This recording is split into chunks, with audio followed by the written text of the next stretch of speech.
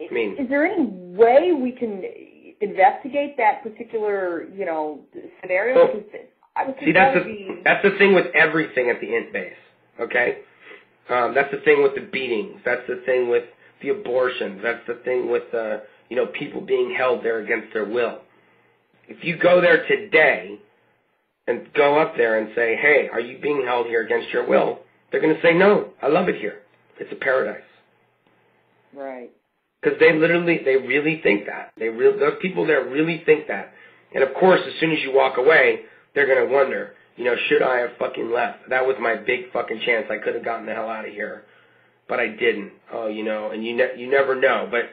And you hear these stories of people, and you hear these stories about the beatings, and people say, why don't you just leave? Why do these people stay there through all of this? And I mean, you gotta dig that. Like I was saying earlier, you don't have a driver's license. I mean, Sea Org members get paid $46.20 a week. That's your pay. That's your weekly wage. $46. That's not even. Is that even legal? Well, because you're part of like a church order. Wow. You're basically you're there in an ecclesiastical aspect. You're not there to make money. But I mean, I took out I got a document from the Social Security Administration, and it had my wages listed for the 15 years that I was at Gold, and the average yearly wage while I was at Golden Era Productions was $1,980, and I was working 15 hours a day, 7 days a week, 52 weeks out of the year, and basically, if you split those hours into that wage, I was making 36 cents an hour. That's how much money they're paying the staff members that work at Golden Era Production. 36 cents an hour. In 2008, the China slave labor hourly rate was 30 cents an hour. So staff members at Golden Era Productions are getting 6 cents more an hour than the national, slave labor rate in China. So you don't have a lot of money, basically. That's where that leads to. You don't have a lot of money. You don't have a car. Just paying for gas would put you out of pocket right there. Insurance, maintenance, none of those things. You can't afford that. But I mean, with $46, you have to buy your own personal supplies like soap, shampoo, deodorant, toothpaste. You want to buy a pack of cigarettes. It's all coming out of that $46. So, my wife and I, for our anniversary, we went to Denny's for our anniversary at 4 o'clock in the morning. That was our anniversary dinner.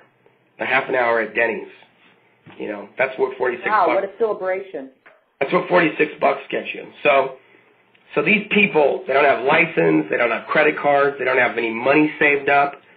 So when you leave, that's a huge, huge decision that you're making. You're basically saying that I could be a bum if I leave here right now. I'm going to walk out those gates, and I'm going to have to fight my way out at that. And I'm going to have to, I don't have any family or friends I can go to in most cases. Some people do have relatives or friends that aren't in Scientology, so they can go to those people, and that's good. But not a lot of people are like that. These people that have been in the Sea Org for 30 years, they've lost all contact or touch with any family or friends. And they might have even disconnected from them for one reason or another because they didn't support their decision to stay in Scientology. So that's what I try to explain to people when they say, well, why didn't you just leave? Like, why did you stay there for 15 years? Well, that's why. What are you going to do? I don't even have a high school diploma. Well, and we know David Scavenge doesn't have a high school diploma, too. Yeah, I'd say 90% of the kids that are brought up in the Sea Org or within the church, they don't have any kind of degrees or educational certificates. Sure. It's, so, and the church uses that against you. They tell you. They say, if you leave here, you're going to be a janitor or a bum, or you're going to end up, maybe if you're lucky, you'll end up flipping burgers somewhere. If you're lucky, you'll end up flipping burgers. So it's that kind of weight that's held over your head. Right. When people, when I left, I drove off with a motorcycle, a duffel bag, and a suitcase full of my clothes. And that's literally what I had to start a new life at, 32 years of age. That was it. Those were all my worldly possessions that I had. I can't see you now. I can't hear you now. You're not here now. La la la la la la la la la la la la.